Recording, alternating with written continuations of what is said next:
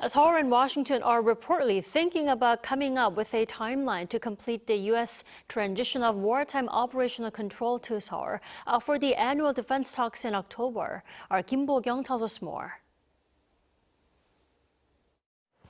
With South Korea and the U.S. speeding up Washington's transition of wartime operational control to Seoul, the two countries are reportedly considering suggesting a specific timeline for the handover at their annual defense talks, the Security Consultative Meeting that will be held in October this year in Washington, D.C.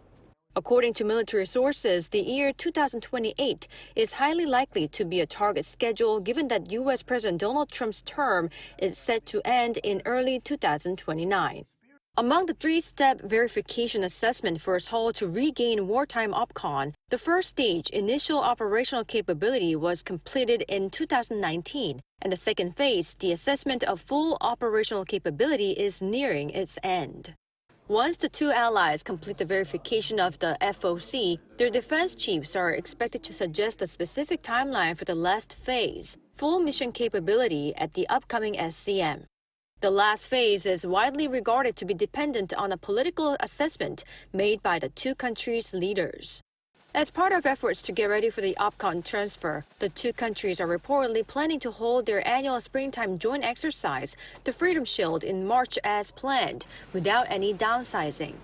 The exercise is widely expected to take place from March 9th to the 19th, primarily focusing on a command post exercise, a simulation-based joint drill in a scenario involving a full-scale conflict on the Korean peninsula.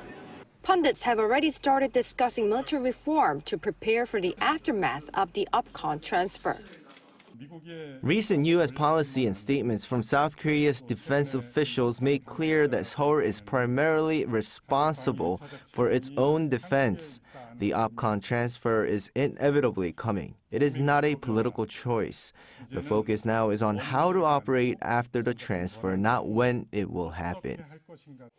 With the transfer of wartime operational control from Washington to Seoul drawing closer, the South Korean military is stepping up discussions on comprehensive defense reforms to ensure the effective exercise of OPCON.